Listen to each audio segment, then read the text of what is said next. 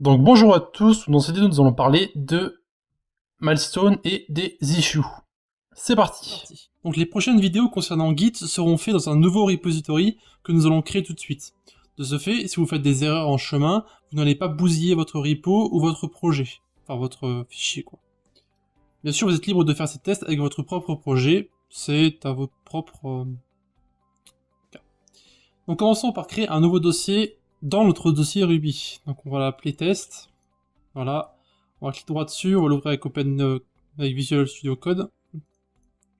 Voilà, le temps que ça s'ouvre, on va parler un peu de la suite.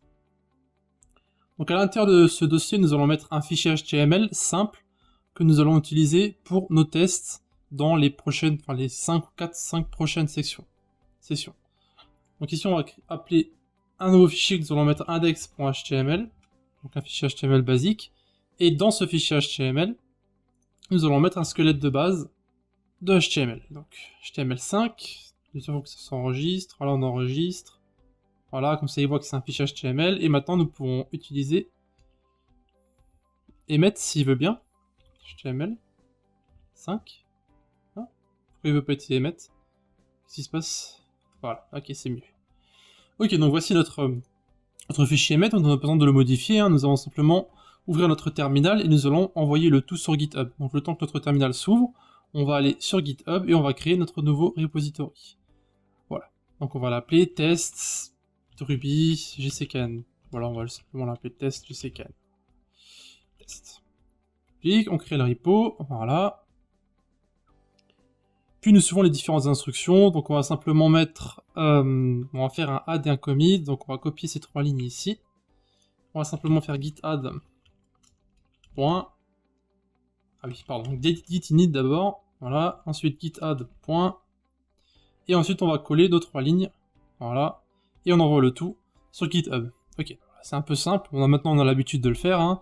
On a fait notre initialisation, on a ajouté notre fichier, on a fait le commit ici, on a ajouté l'origine, et on a poussé le tout vers notre repo. Normalement, si on rafraîchit maintenant, vous pouvez voir que notre repo a été créé. Voilà.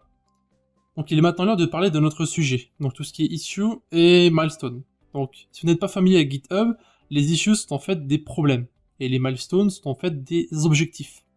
Donc pour voir ces différentes fonctionnalités, il suffit de se rendre dans l'onglet issue, qui est en fait ici. Voilà. Donc pour ouvrir un nouveau problème, il suffit simplement d'appuyer sur New Issue qui est ici, et vous pourrez alors expliquer votre problème. Donc ici nous allons marquer simplement du texte de test, pardon.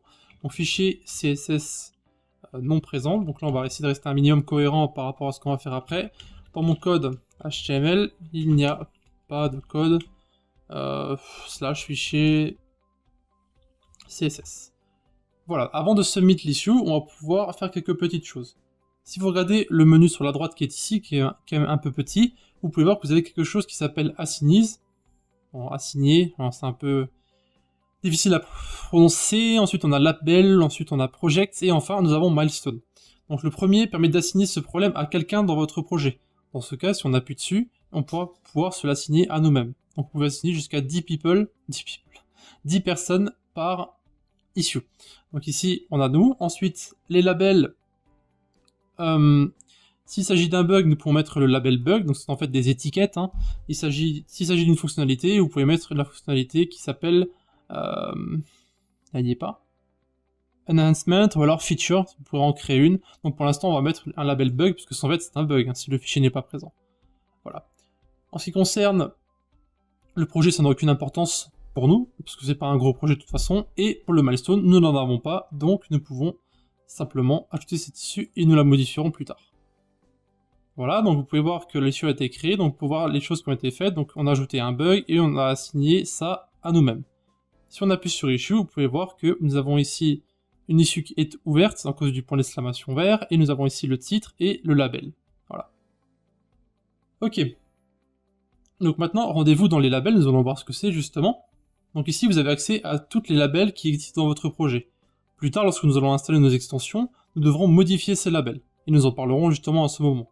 Pour l'instant, vous pouvez voir que nous avons plusieurs labels qui correspondent à ce qu'on pourrait avoir dans dans nos issues, quoi. Bug, ou alors c'est une issue qui a été dupliquée, ou alors c'est un issue qui permet d'améliorer le projet, ou alors une première issue pour ceux qui créent leur première issue, justement. Voilà, demander de l'aide, issue invalide, issue pour une question, et won't fix. Voilà. C'est pour les issues en fait permettent de créer, pour que les utilisateurs permettent de renvoyer les bugs qui sont dans notre projet, mais ça sert aussi de comment on appelle ça, de to-do list en fait. On verra ça un peu plus tard. Ok, donc rendez-vous dans Milestone maintenant ici. Donc on va faire comme pour Issue, on va appuyer sur Create Milestone ici. Donc ici vous avez 3 choses à remplir. Le titre de votre milestone qui représente en général une version sémantique. Donc par exemple ici c'est notre première version, donc on va mettre 0.1.0, comme nous avons déjà vu. Puis nous avons la date de sortie ici, donc n'en mettez jamais, hein, ça ne sert à rien. Et enfin, vous avez une description, donc ici, encore une fois, qui n'est pas nécessaire, puisque avec nos extensions, nous allons créer en fait une release complète. Nous n'avons donc pas besoin de mettre de description ici. Vous pouvez ensuite appuyer sur Create Milestone ici. Donc en fait, le but de ce milestone est d'avoir un point de création pour nos extensions qui viendront plus tard. Vous verrez lorsque nous en parlerons, cela sera beaucoup plus clair. En tout cas, nous pouvons maintenant retourner sur notre issue que nous avons ici. Donc on appuie sur Issue, on appuie sur celle-ci, et nous pouvons maintenant assigner cette issue au milestone 0.1.0.